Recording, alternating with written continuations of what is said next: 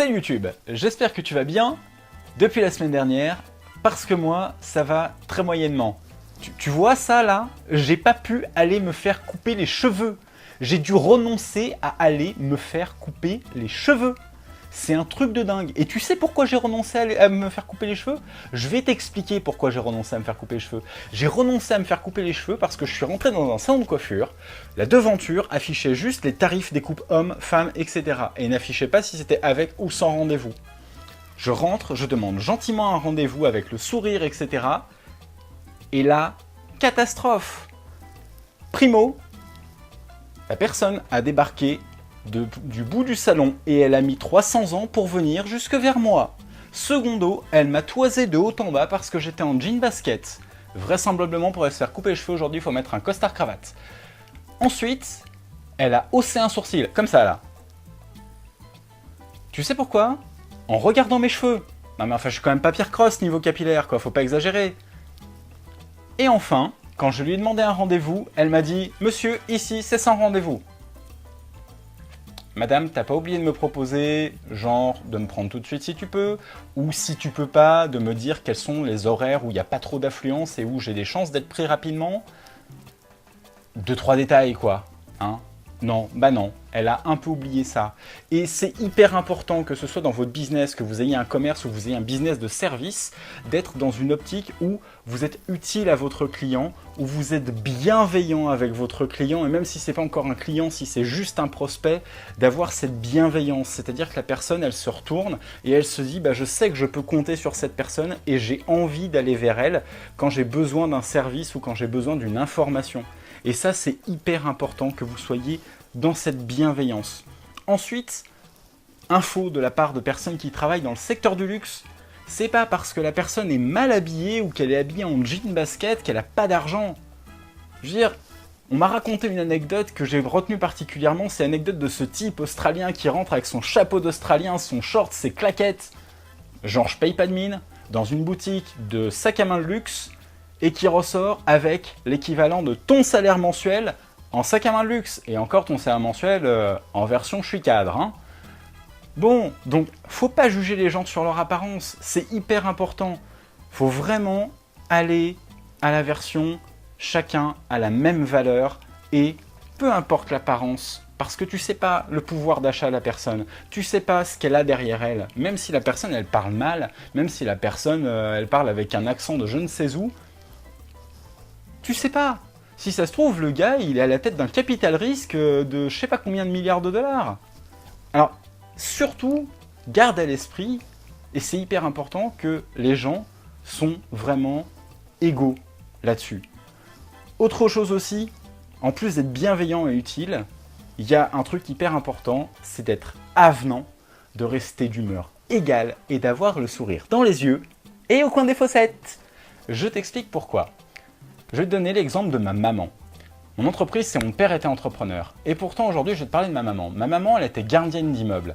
Tu sais, les gardiennes à l'ancienne, tu vois, qui créent un peu du lien dans l'immeuble parce qu'elles ont une loge en bas de l'immeuble et que du coup, elles parlent avec les gens, elles sont là en permanence, c'est pas une société externe. Et j'entendais toujours les gens dire de ma mère que ma mère, elle était avenante, que ma mère, elle était d'humeur égale et que ma mère, elle était toujours souriante. Et aujourd'hui, dans ce même immeuble, ils se disent, bah tiens, on a une société de service qui fait juste le ménage et qui fait juste des poubelles, et est-ce qu'on reprendrait pas un gardien? Et les gens, quand ils se sont demandé est-ce qu'on reprendrait pas un gardien, ils se sont dit, ok, on veut bien reprendre un gardien si c'est à nouveau une Madame Chambol. Et qu'est-ce qu'ils veulent dire par là? C'est si c'est à nouveau une personne qui est à l'écoute, si c'est à nouveau une personne qui est avenante, si c'est à nouveau une personne qui est souriante, si c'est à nouveau une personne qui est toujours d'humeur égale et avec qui on se sent bien, à qui on a envie de se confier et avec qui on est en confiance. Et c'est ce lien-là, c'est cette relation-là qu'il faut que tu arrives à créer avec tes prospects et encore à plus forte raison avec tes clients pour les fidéliser. C'est le meilleur moyen de les fidéliser, plus que n'importe quelle promotion aujourd'hui. Moi, quand tu vas sur ma page Facebook, j'ai fait un essai chez Tesla, sur une Tesla Model S. C'était un moment extraordinaire. Ils savaient que j'allais pas acheter de Tesla, ils savaient que j'avais pas 96 000 € minimum à dépenser dans une voiture.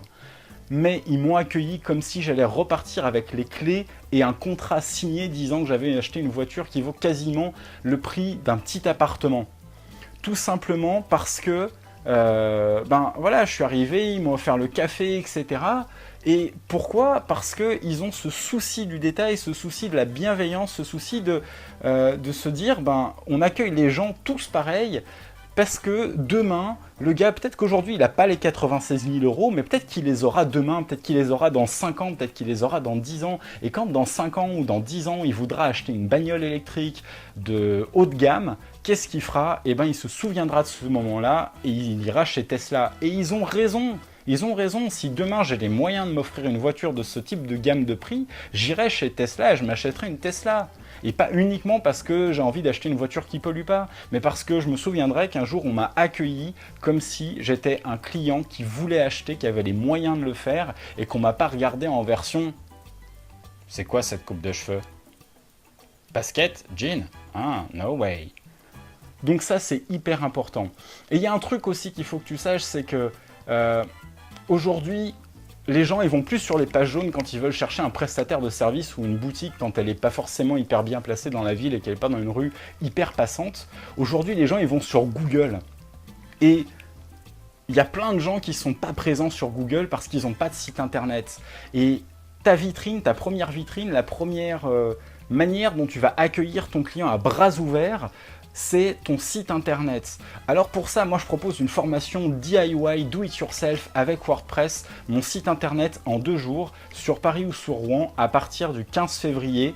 Et cette formation, exceptionnellement, si tu es capable de me dire, après avoir vu cette vidéo, la profession de ma maman, eh bien, si tu réserves cette formation avant le 15 février, donc juste le lendemain de la Saint-Valentin, pense bien à la Saint-Valentin, hein, surtout oublie pas si tu es en couple, sinon t'es mort.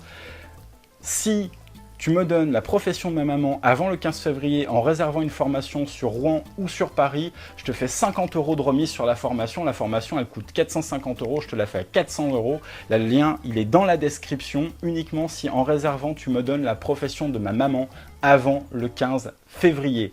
Voilà, n'oublie pas de t'abonner à ma chaîne YouTube, de cliquer ensuite sur la petite cloche pour avoir les notifications de mes nouvelles vidéos, de commenter pour m'expliquer comment toi ça se passe la relation client, comment tu gères ça, quelles sont tes astuces pour la relation client, les partager avec notre communauté d'entrepreneurs. Et n'oublie pas, aujourd'hui tu es un héros ordinaire, tu peux devenir un entrepreneur super-héros. À la semaine prochaine.